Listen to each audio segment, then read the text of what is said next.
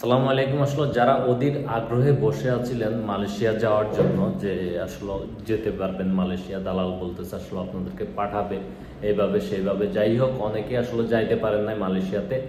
তো আপনাদের ভিসা হওয়ার পরও আপনারা যাইতে পারেন নাই, আপনারা পাইপলাইনে ছিলেন, আপনাদের সব কিছু ছিল ঠিকঠাক, কিন্তু আপনারা আসলে মালয়েশিয়াতে যেতে পারেন নাই। টিকিটের সমস্যা হোক আর তারিখ আগেই মালয়েশিয়ান সরকার থেকে আসলে ঘোষণা দিয়ে দিছিল যে 31শে মের পর আর কোনো লোক মালয়েশিয়াতে ঢুকতে দিবে না। তারা যে 14টা সোর্স কান্ট্রি থেকে আসলে লোক আনে, 14টা না 15টা, সেখান থেকে আর লোক ঢুকতে দিবে না। এখন মূল কথা যেটা, সেটা হচ্ছে কি, আপনারা যারা আসলে বাংলাদেশে পাইপলাইনে ছিলেন বা আপনারা আবেদন করছেন, সবকিছু করছেন, আপনারা আসলে এখন টাকা পয়সার যে বিষয়টা, টাকা পয়সা অনেকে দিয়ে দিচ্ছেন। এখন টাকা পয়সাগুলো আপনারা এজেন্সি থেকে বা দালালের কাছ থেকে কিভাবে নেবেন, তার জন্য আসলে বাংলাদেশের মন্ত্রণালয় একটা ঘোষণা দিছে যে তারা আসলে মন্ত্রণালয় থেকে একটা ঘোষণা হয়েছে, তারা একটা ইমেল দিছে। ওই ইমেলে আপনাদের প্রয়োজনীয় যত ডকুমেন্ট আছে সেগুলো পাঠাবেন।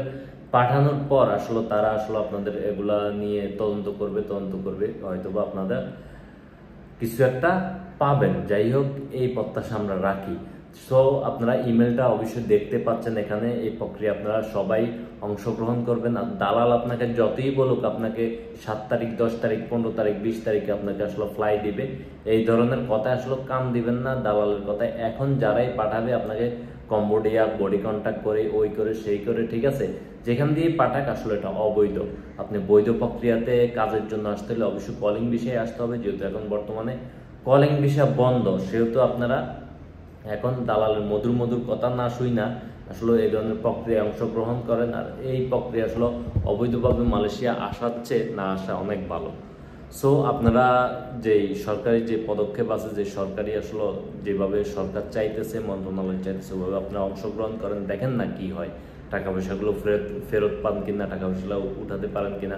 এখন আপনারা ওই ইমেলটাতে কি কি ইমেল দিবেন, এখানে সকল বিস্তারিত লেখা আছে। তারপরও আপনারা আপনাদের যে তথ্য প্রমাণ আছে এগুলো সহ, পাসপোর্টে যেরকম নাম আছে এই নাম, সেম নাম দিয়ে আসলে আপনারা ইমেল করবেন। আপনারা যদি নিজেরা ইমেল না করতে পারেন, যে কোনো একটা কম্পিউটার দোকানে যাবেন, ওখান থেকে আসলে সাহায্য সহযোগিতা নেবেন ইমেল করার জন্য। অবশ্যই ফোন নাম্বার দিবেন। যাই হোক, এই ছিল আজকের মতো ইনফরমেশন। অনেক দালাল বাইরা হয়তো আমাকে নিয়ে আসলে খারাপ কথা বলবে, কিছু করার নাই।